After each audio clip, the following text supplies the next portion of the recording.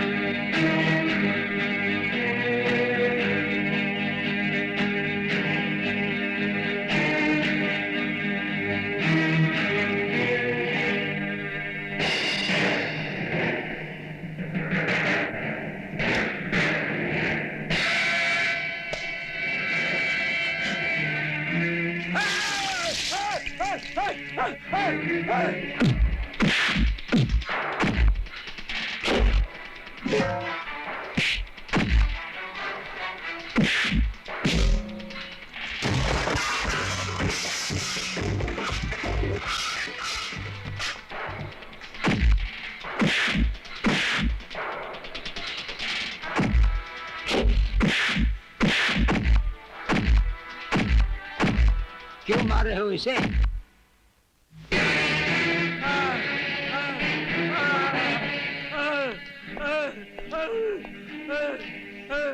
ये सब कैसे हुआ? इससे क्या पूछते हो साहब, हमारे से पूछो। हमारे साथ जो भी बदतमीजी करता है उसका यही हाल होता है।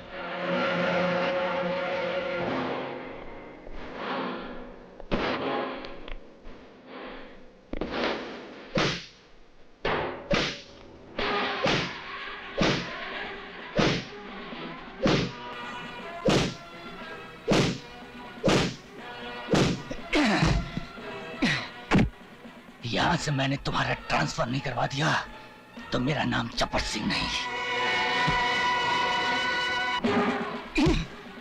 ये क्या? राणा प्रताप ने जब्बर को बेरहमी से मारा, ये जानते हुए कि वो हमारा आदमी है। क्या बताऊं साहब, वो तो खुद को जेल का बादशाह समझते हैं, जो दिल में आता है वो कर देते हैं। कायदे कानून को अपने जूते के नीचे रखते हैं वो। देखिए ना साहब, इन्होंने मुझे अपने घर में काम करने के लिए बोला, मैंने जब मना किया तो मुझे मारने लग गए। ये देखिए मेरा ये हाल बना दिया। जेलर का काम होता है कैदियों को सुधारना, उन्हें अच्छा इंसान बनाना, ना कि उन्हें इस तरह मारना पीटना। आप अपने आप को इस कैदी का मालिक या जेल का डिक्टेटर समझते हैं? जी नहीं, सिर्फ रक्षक। और एक अच्छे रक्षक की तरह हम इनकी भलाई और इनके रहने सहने का पूरा ख्याल रखते हैं। लेकिन अगर एक लापरवाह बच्चा अपनी मनमानी करे, प्यार से बिना माने, तो उस पर कभी कभी सख्ती करना पड़ती है। जेल मंत्री होने के नाते मैं कैदियों पर किसी भी किस्म की सख्ती का इस्तेमाल बिल्कुल पसंद नहीं करता जेलर साहब। अच्छा ख्याल है। आइए एक और कैदी से मिलिए, उसे आपकी हमदर्दी की खास जरूरत है। आइए, ये देखिए। माय गॉड, इसमें गॉड क्या करेगा मिनिस्टर साहब? इसका हशर आपके चहीते कैदी जबर सिंह ने किया है। ठीक है ठीक है, मेरी एक राय है जेलर साहब कि आइंदा कैदियों के साथ इतनी ज्यादती से पेश मत आइएगा। मैं चलता हूं। जाते हुए एक हमारी राय भी लेते जाइए मिनिस्टर साहब। अगर आप जैसे जिम्मेदार लोग जबर सिंह जैसे बदमाशों का साथ न दें तो हम अफसरों को अपनी जिम्मेदारी निभाने में जरा कम मुश्किल पेश आएगी।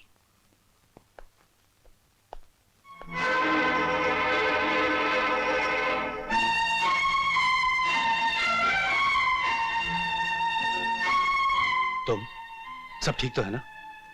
आश्रम में सब बच्चे अच्छे तो है ना? बच्चे तो ठीक है, मगर क्या बात है पारो? वो गुंडा तिलकधारी आश्रम में आकर गुंडागर्दी कर रहा था। कह रहा था अगर 2-3 दिन में आश्रम खाली नहीं किया तो बच्चों को धक्का देकर बाहर निकाल देगा। अगर किसी ने आश्रम की तरफ आंख भी उठाई तो उसका भी हशर वही होगा जो रंजीत सेठ का हुआ था। फिर भी ना जाने मुझे क्यों डर सा लग रहा है। घबराओ मत, इससे पहले कि वो वहां पहुंचे हम वहां पहुंच जाएंगे। ए बंदूक है यार, बंदूक। नमस्ते सर। तुम दोनों यहाँ? सर वो तू बोलना यार। सर हम आपसे अकेले में बात करना चाहते हैं।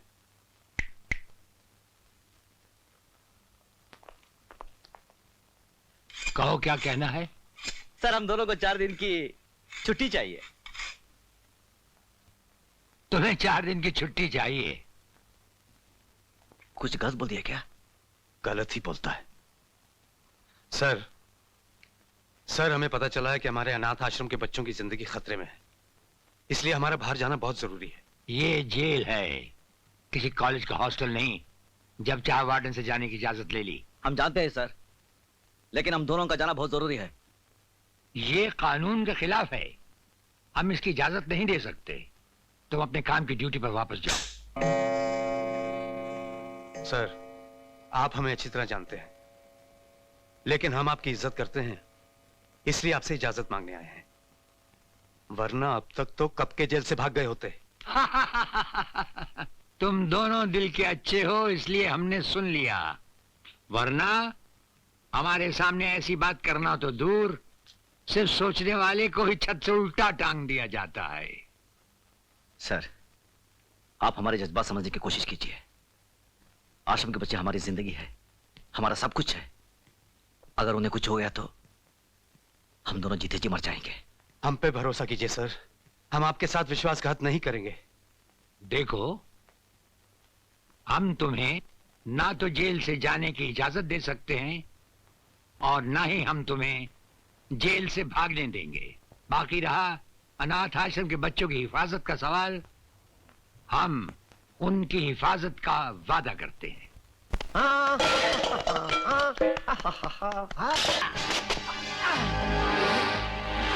जो हमारे हाथों से तुम्हारी पिटाई हुई थी भूल गए क्या?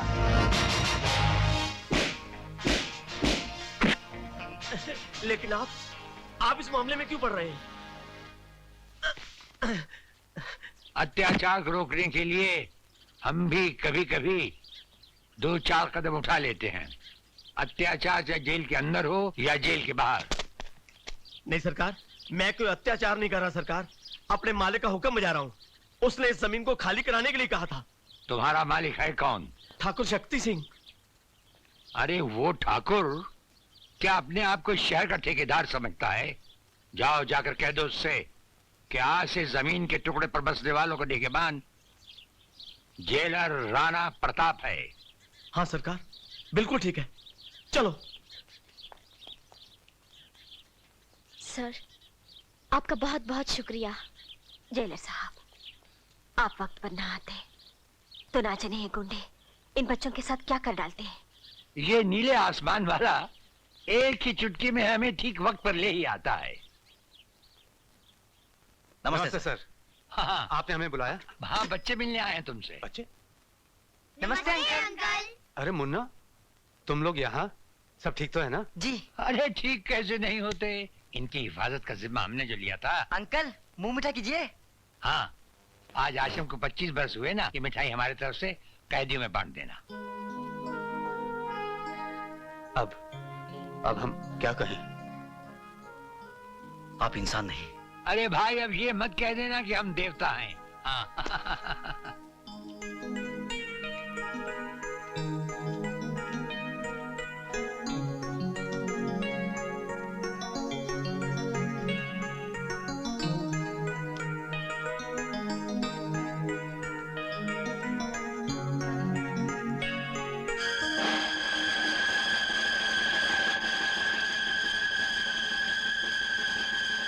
अंकल लड्डू लो।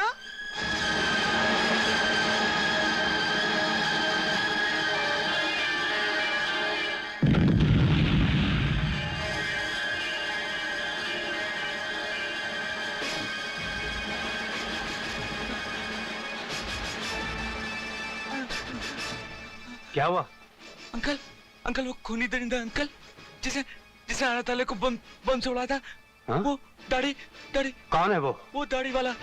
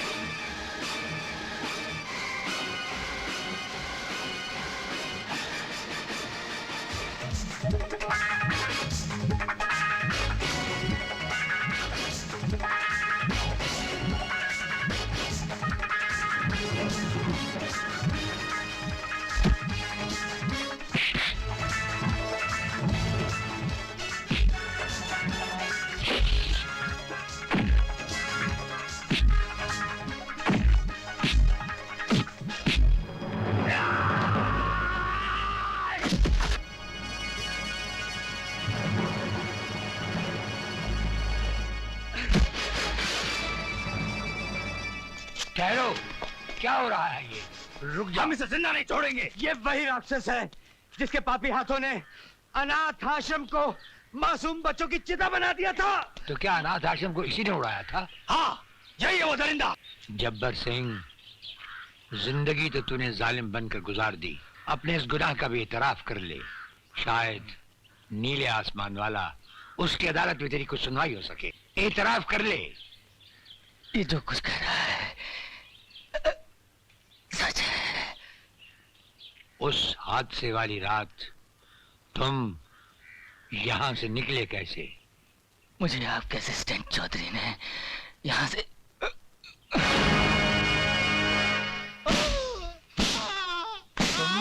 तुमने हमसे विश्वासघात क्यों किया? मैं बेकसूर तुमने ऐसे क्यों किया? बोलो। अगर बेकसूर हो तो आंखों से आंखें मिलाकर क्यों नहीं कहते? नहीं सर, मैं सच कहता हूँ, मैं बेकसूर हूँ सर। तुम बेकसूर नहीं। क्या ये झूठ है कि जिस कानून की हिफाजत का जिम्मा उठाते हो उसकी रगों में तुमने जहर घोल दिया? क्या ये झूठ है कि तुमने ही जब्बर सिंह जैसे कातिल को जेल से जाने दिया? देखो, अगर तुम अपना जुर्म कबूल कर लो तो शायद तुम्हारे पाप का प्रायश्चित हो जाए, वरना जिन बच्चों का बचपन तुम्हारी वजह से जिंदा जल गया, उनकी सिसकियां और उनकी चीखें तुम्हें जिंदगी भर सताती रहेंगी। मैं पापी हूँ, मुझे माफ कर दीजिए। मैं खूनी हूँ, मैं हत्यारा हूँ।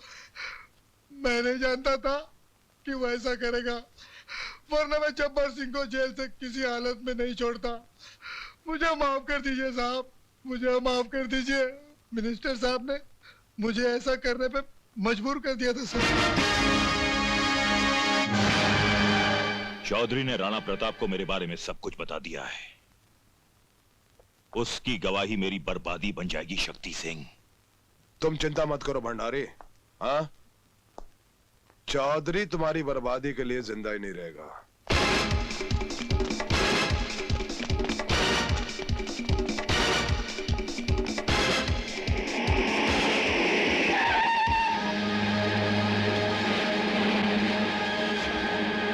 मुझे बेनी प्रसाद के लोगों ने मारा है।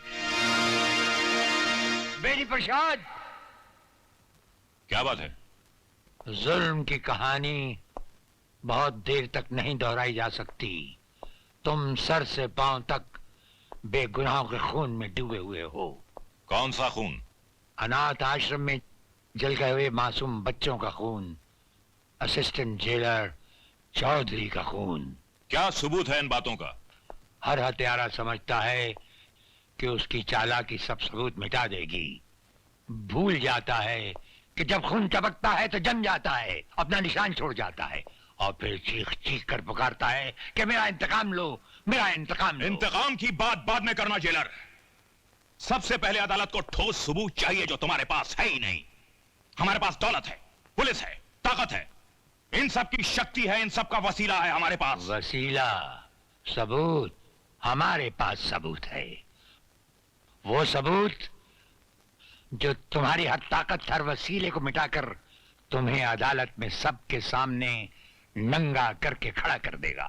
क्या कहा? यही कि जिस असिस्टेंट जेलर के बारे में तुमने समझा था कि मर चुका है, वो मरा नहीं, वो जिंदा है। और कल का दिन चढ़ते ही वो भरी अदालत में जीता जागता पेश होगा।